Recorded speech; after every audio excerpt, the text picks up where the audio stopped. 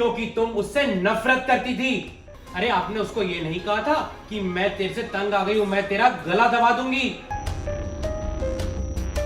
मेरे fingerprints. Yes ma'am, Sushmita का खूनी मिला? नहीं, पर उसकी भाभी। वो खूनी नहीं है। कहीं कहीं उसने आत्महत्या तो नहीं कर ली?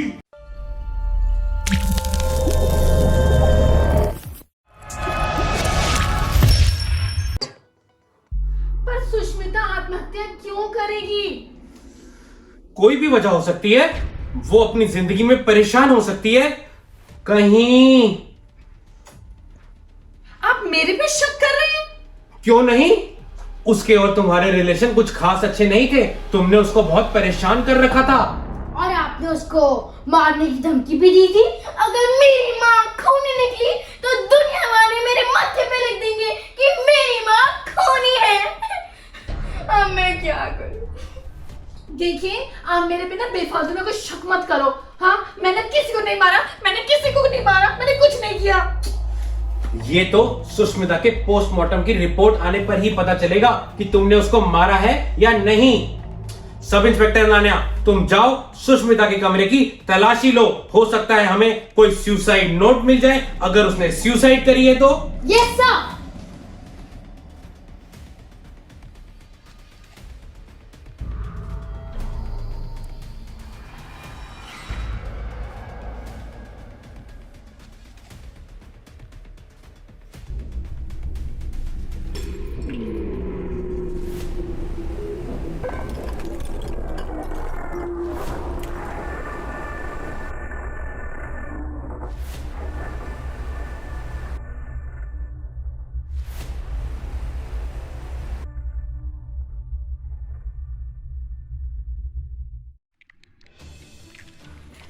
सर मैंने को ढूंढा।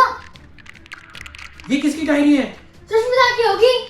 हाँ, मैंने कई बार देखा है सुष्मिता दीदी को डायरी लिखते हुए। सर, उसने अपनी मौत से 3 दिन पहले अपनी डायरी में कुछ नहीं लिखा।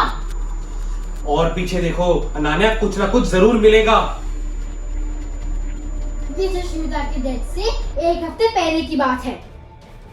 आज भाभी ने मुझे बहुत डांटा। मुझसे उनका कीमती ग्लास टूट गया था। मैंने भाभी से बहुत माफी मांगी। मैंने जानबूझकर ग्लास नहीं तोड़ा था।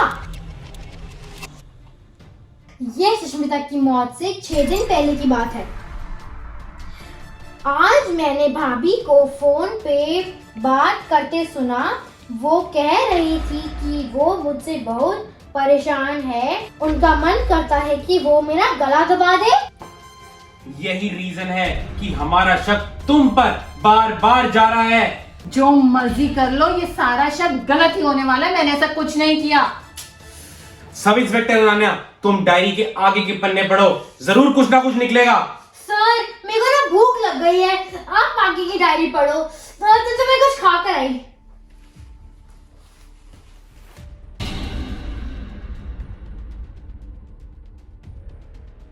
ये सुष्मिता की डेथ से 5 दिन पहले का है।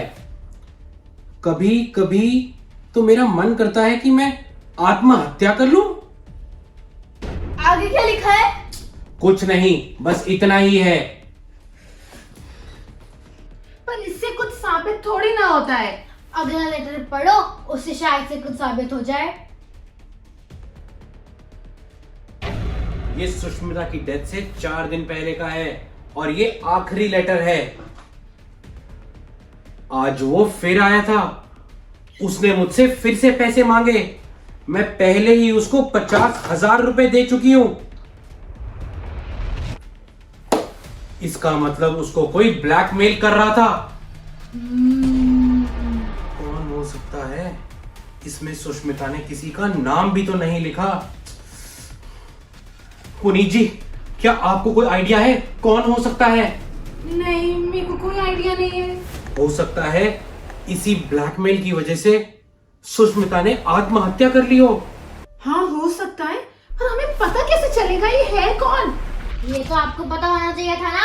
वो आपके घर पे काम करती थी। अरे घर पे काम करती थी, पर मैंने उसकी पर्सनल लाइफ में कभी इंटरफेयर नहीं किया।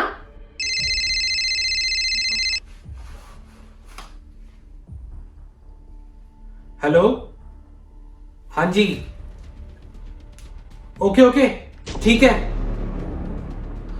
पुलिस स्टेशन से फोन आया था कि सुष्मिता की बॉडी पर जो मार्क्स मिले हैं वो आत्महत्या के नहीं है, किसी ने उसका गला दबाकर खून किया है। और उसका खून किया है इस ब्लैकमेलर ने, जिसने सुष्मिता ने अपनी डायरी में लिखा है। मैंने तो कहा ही था कि इस खूनी की इंफॉर्मेशन आखिरी पेज पे मिलेगी सुष्मिता की डायरी से। सर वो तो मैंने कहा था ना। अरे अच्छा बाबा, वो सब छोड़ो, अब इस खूनी का पता लगाना है। यस सर, अगर मैंने इस खूनी का पता लगा लिया तो आप मेरा प्रमोशन करा दोगे?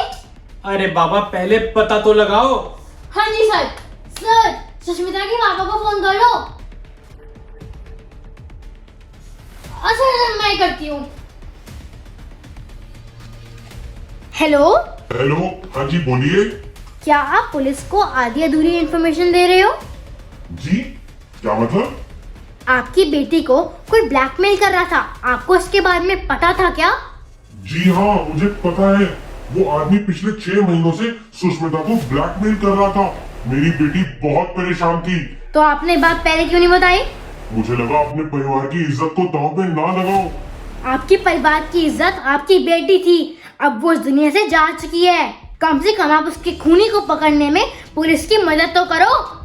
जी मुझे माफ कीजिए, मैं आपको पूरी बात बताता हूँ। वो उसकी मालकिन का ड्राइवर है जैद, वही उसको ब्लैकमेल करता था। क्या? Later. Stop stop stop! सच सच बता, सच सच बता, तूने सुष्मिता का कत्ल क्यों किया? मैंने कोई खून नहीं किया। तेरे खिलाफ हमारे पास सबूत भी हैं और तेरे खिलाफ हमारे पास गवाह भी हैं। सच सच बोल। नहीं, मैंने कोई खून नहीं किया। Later. सच सच बोल। साहब, सुष्मिता और मेरी बहुत गहरी दोस्ती थी। हर महीने सुष्मिता अपनी सैलरी मुझे दे देती थी। उसकी सैलरी और अपनी सैलरी से मैं खूब ऐश करता था। फिर करीब 6 महीने पहले हमारी लड़ाई हो गई और हमारी दोस्ती टूट गई। साहब, मुझे जुए की लत लग चुकी थी, इसलिए मैं उसको ब्लैकमेल करके उससे पैसे ले लेता था। और तुम यहां तक गिर गए कि धीरे धीरे करके तुमने उससे 50,000 रुपए ले लिए। जी सर, फिर मैंने उस दिन सुष्मिता को कॉल किया और उससे पैसे मांगे, पर उसने पैसे देने से मना कर दिया। फिर मैंने उसे धमकी दी कि मैं तुझे मार डालूंगा। वो फिर भी नहीं डरी। और फिर? और फिर क्या हुआ उसके बाद? साहब, फिर अगले दिन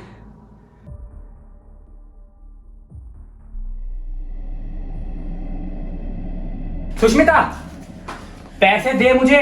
मैं तुम्हें पैसे नहीं दूंगी, चला जाए यहाँ से। देख, मुझे पैसे दे दे वरना बहुत बुरा होगा। क्या हो जाएगा, क्या कर लेगा तू? क्यों मेरा जिंदगी बर्बाद कर रहा है? चला जाए यहाँ से।